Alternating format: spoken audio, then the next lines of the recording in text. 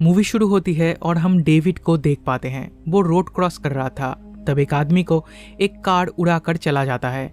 David भागते हुए जाता है और उन्हें सीपीआर देकर किसी भी तरह बचा लेता है। देन डेविड हम व्यूअर से कहता है अगर उस आदमी की जगह उसे आने का मौका मिलता तो वो खुशी खुशी आ जाता, क्योंकि इससे बहुत ज़्यादा दर्द उसने अपनी ज़िंदगी में देखा है। घर जाके वो एक पेंटिंग को निकालता है। इसे देखकर उसे 1985 का समर याद आता है और इसी के साथ मूवी फ्लैशबैक में जाती है। एक नदी के किनारे डेविड क्रे फिश पकड़ रहा था, तब एक लड़की उधर आती है। उसका नाम है मेग। वो भी डेविड के साथ क्रे फिश पकड़ने लगती है। डेविड उसके हाथ में एक निशान को देखकर उसके बारे में पूछता है। मेग कहती है मेरे पेरेंट्स कार दुर्घटना में मारे गए थे, किसी भी तरह मैं बच गई थी। ये निशान उसी का है। मेरी एक छोटी बहन है, उसका नाम है सुजैन। उसे पोलियो है, वो ठीक से चल नहीं पाती। ये कह के मेग वहाँ से जाने लगती है। तब डेविड पूछता है तुम अभी किसके साथ रहती हो? मेग कहती है मैं रूथ आंटी के घर पे रहने आई हूँ। मैं और सुजान अब से उनके साथ ही रहेंगे।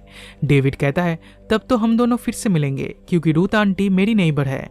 मेग स्माइल करके चली जाती है। अगले दिन डेविड रूथ के घर जाता है। रूथ के 3 बेटे हैं और तीनों डेविड के अच्छे फ्रेंड्स हैं, इसलिए रूथ के घर उसका आना जाना लगा ही रहता है। वो डोनी से मेग के बारे में पूछता है। डोनी कहता है मेग मेरी स्टेप सिस्टर है। मेग और सुजान अब से हमारे साथ ही रहेंगे। इसके बाद ये दोनों उनके एरिया के और भी बच्चों के साथ जंगल में खेलने जाते हैं। रात को डेविड मेले में जाता है। उधर वो मेग से मिलता है। मेग कहती है रूथ हमेशा उस पर गुस्सा करती है और उसके साथ मिसबिहेव करती है। अगले दिन डेविड रूथ के घर जाता है और हम पहली बार रूथ को देख पाते हैं। उसके घर पे आसपास उसके और भी टीनेजर्स आए हुए थे। रूथ सबको बियर पिलाती है और स्मोक करना सिखाती है। इधर उसके 3 बेटे भी मौजूद थे। वो उन्हें हर किस्म का छूट दे रखी थी। इसके बाद वो सबको लेकर मेले में जाती है और मेग को घर का ख्याल रखने के लिए कहती है। रात में सभी लड़के कैंप कर रहे होते हैं। आज तक उन्होंने किसी लड़की को ड्रेस चेंज करते नहीं देखा था, इसलिए वो लोग मेग को ड्रेस चेंज करते देखने का प्लान बनाते हैं। डेविड उन्हें रोकने की कोशिश करता है पर कोई उसकी नहीं सुनता। वो लोग एक पेड़ पे चढ़ते हैं, लेकिन ड्रेस चेंज करते टाइम मेग लाइट्स ऑफ कर देती है, जिससे वो लोग उसे देख नहीं पाते। अगले दिन रूथ सबको लेकर गार्डन में जाती है। उन्हें पेट से सिल्क वर्म हटाना सिखाती है, पर मेग ये काम करना नहीं चाहती। वो मना कर देती है। तब रूथ उसे और सुजैन को सबके कपड़े धोने का ऑर्डर देती है। ये उसका पनिशमेंट है। इसके बाद डेविड बर्गर खाने जाता है। उधर मेग भी आ जाती है और उसके लिए भी एक बर्गर खरीदने के लिए कहती है। मेग ने 2 दिनों से खाना नहीं खाया था। रूथ उसे खाना नहीं देती क्योंकि उसे लगता है मेग मोटी हो रही है। मेग पहले पेंटिंग करती थी, पर अब रूथ की वजह से वो भी नहीं कर पाती। तब डेविड उसे एक आइडिया देता है। वो कहता है तुम रूथ के लिए एक पेंटिंग बनाओ, जो देखकर वो जरूर खुश होगी। तब वो तुम्हें पेंटिंग करने से मना नहीं करेगी। अगले दिन रूथ सुजैन से काम करवा रही थी। इसी दौरान सुजैन के हाथ से एक ड्रेस नीचे गिर जाता है। तब रूथ उसे बहुत डांटती है।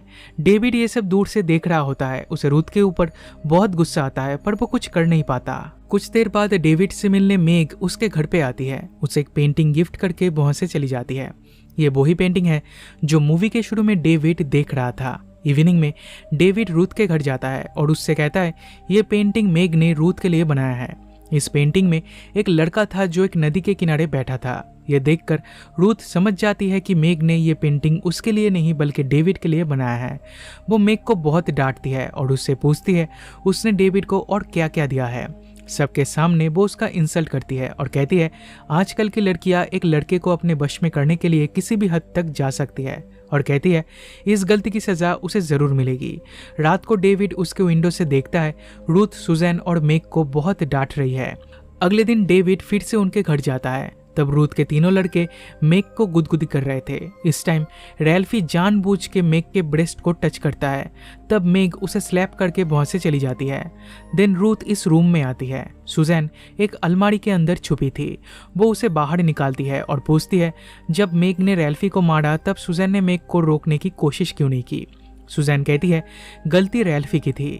रूथ कहती है नहीं, गलती मेग की थी और सुजैन ने उसे नहीं रोका, इसलिए उसे भी सजा मिलेगी। ये कह के वो उसे उल्टा लेटा के उसके बैक पे मारती है और अपने बेटों को सिखाती है कि एक लड़की को कैसे पनिश किया जाता है। इस टाइम मेग उधर आती है और रूथ को रोकने की कोशिश करती है, पर उसके लड़के मेग को पकड़ के रखते हैं। देन रूथ मेग को कहती है अगर नेक्स्ट टाइम ऐसी गलती हुई तो इसकी सजा अब से सुजैन को मिलेगी। इसके बाद डेविड और डोनी आइसक्रीम खा रहे थे। तब ये दोनों नोटिस करते हैं मेग एक पुलिस ऑफिसर के साथ बात कर रही है। डोनी जाके अपनी मॉम को इसके बारे में बताता है। तब विली मेग को स्लैप करता है और कहता है, तुम्हारी हिम्मत कैसी हुई पुलिस के पास जाने की। रूथ मेग से कहती है, चाहे तुम जितना भी कोशिश कर लो, तुम्हें बचाने यहाँ पे कोई नहीं आने वाला, और अब से तुम्हारे साथ और भी बुरा होगा। इवनिंग में सब लड़के एक गेम के बारे में डिस्कस कर रहे थे जो आज रात वो मेग के साथ खेलने वाले हैं। वो लोग डेविड को भी आज रात उनके घर पे रहने के लिए इनवाइट करते हैं, लेकिन डेविड की मॉम उसे परमिशन नहीं देती क्योंकि रूथ के घर 2 टीनेजर्स लड़कियां हैं, पर उसके डैड उसे परमिशन दे देते हैं। रात को डेविड जब रूथ के घर जाता है तब वो देखता है बेसमेंट में मेग को ब्लाइंड फोल्ड करके बांध कर रखा गया है और उसके पैरों के नीचे कुछ बुक्स रखी हुई है। रूथ मेग से उसके फिजिकल रिलेशनशिप के बारे में पूछती है, पर मेग कुछ जवाब नहीं दे पाती क्योंकि उसने अभी तक ये सब नहीं किया था। लेकिन ये लोग फिर भी उसे फोर्स करने लगते हैं और एक एक करके उसके पैरों के नीचे से बुक्स को हटाने लगते हैं, जिससे मेग स्ट्रगल करने लगती है। इसके बाद विली मेग के सारे कपड़े उतार देता है और उसे कन्फेस करने के लिए कहता है। उनके लिए ये बस एक गेम है जिसमें मेग को उनके सवालों का जवाब देना होगा, लेकिन मेग अभी भी कहती है उसके पास कन्फेस करने के लिए कुछ भी नहीं है। इसी दौरान डोनी उसे टच करने जाता है। तब रूथ उसे डांटती है और कहती है, इस लड़की को तुम टच नहीं करोगे। इसके बाद वो मेग को थ्रेट करती है और कहती है अगर मेग उसके साथ कोऑपरेट नहीं करेगी तो उसकी जगह वो सुजैन को खड़ा कर देगी। देन सुजैन के साथ ये सब होगा। मेग को इसी हाल में छोड़कर वो सब ऊपर के रूम में आ जाते हैं, लेकिन इससे इनका मन नहीं भरता। ये लोग मेग को टच करना चाहते हैं, इसलिए रूथ के सो जाने के बाद सब लोग नीचे मेग के पास जाते हैं। डेविड उन्हें रोकने की कोशिश करता है पर कोई उसकी नहीं सुनता। मेग उनसे पानी मांगती है। तब विली उससे डील करता है कि पानी के बदले वो मेग को टच करेगा। मेग राजी हो जाती है, लेकिन पानी पीने के बाद वो बिट्रे करती है। वो कहती है अगर कोई उसे टच किया तो वो चिल्लाएगी, जिससे रूथ जाग जाएगी और सबको मार पड़ेगी। ये सुन के ये लोग ऊपर रूम में चले आते हैं और तब डेविड मेग की रस्सी को थोड़ा लूज कर देता है ताकि वो ठीक से खड़ी हो सके। अगली सुबह रूथ मेग को टोस्ट खिला रही होती है, लेकिन उसका गला सूख चुका था, उसे प्यास लगी थी, पर रूथ उसे पानी नहीं देती, इसलिए वो खाना नहीं खा पाती। तब रूथ उसकी चाय का कप तोड़ देती है और कहती है ये मेग ने तोड़ा है और इसकी सजा सुजैन को मिलेगी। ये कहकर रस्सी से वो सुजैन के बैक पे मारती है। डेविड ये सब देख रहा होता है पर कुछ कर नहीं पाता। फिर वो उसके डैड के रेस्टोरेंट पे जाता है उनकी मदद करने के लिए।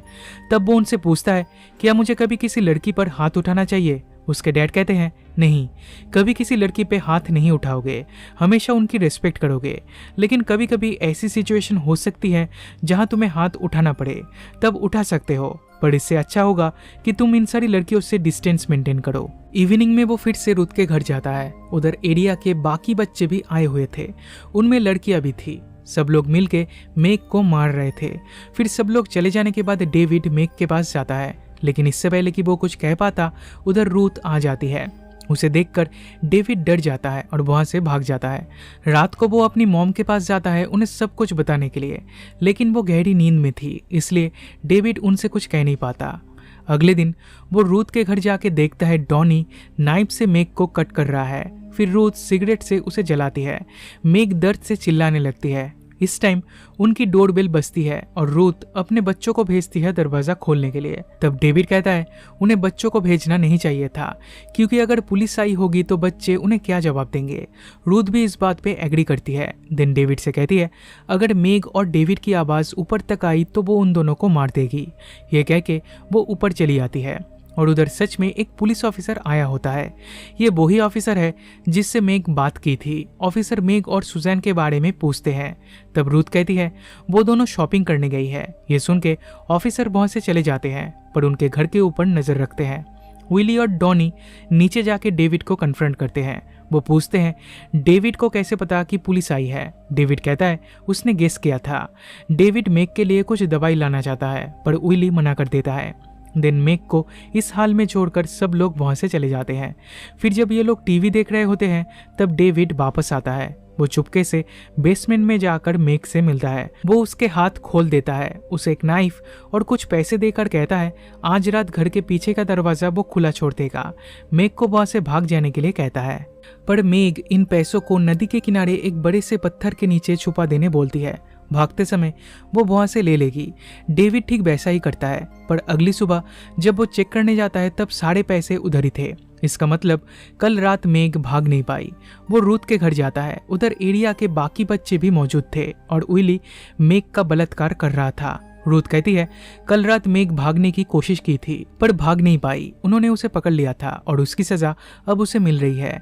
विली के बाद वो बाकी लड़कों से पूछती है अगला कौन मेग के साथ करना चाहता है। वो डेविड को करने के लिए कहती है पर डेविड मना कर देता है और कहता है ये सब गलत हो रहा है। तब रूथ कहती है एक छोटा बच्चा उसे सही और गलत के बारे में नहीं सिखा सकता। इसके बाद वो मेग के पेट पे लिखती है कि वो एक वेश्या है और उसे ये काम करना बहुत ही पसंद है। रूथ चाहती है मेग की कभी शादी ना हो, किसी भी लड़के के सामने वो अपने कपड़े उतार ना पाए। जो भी लड़का उसके पेट पे ये देखेगा वो उसे रिजेक्ट कर देगा। लेकिन कुछ देर बाद रूथ को रियलाइज होता है कि एक लड़के को खुश करने के लिए एक लड़की का प्राइवेट पार्ट ही काफी होता है।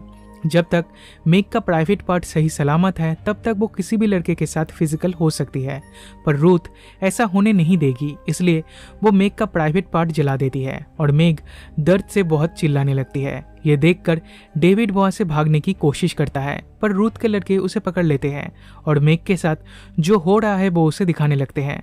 डेविड ये सब सह नहीं पाता, वो बेहोश हो जाता है। होश में आने पर वो खुद को बंधा हुआ पाता है। किसी भी तरह वो खुद को छुड़ाता है। दिन मेग और सुजैन के पास जाता है। मेग की हालत इतनी खराब हो चुकी थी कि वो ठीक से बात तक नहीं कर पा रही थी। सुजैन कहती है मेग अगर चाहती तो आसानी से भाग सकती थी, पर मेग को पता था अगर वो भागेगी तो ये सब सुजैन को सहना पड़ेगा। इसलिए वो सुजैन को लेकर भागना चाहती थी और उसे लेने ऊपर आई थी, बट अनफॉर्चुनेटली वो पकड़ी गई और उन्होंने उसका ये हल कर दिया। इसके लिए सुजैन खुद को दोषी मानती है। डेविड सुजैन को संभालता है और यहाँ से भागने का एक प्लान बनाता है।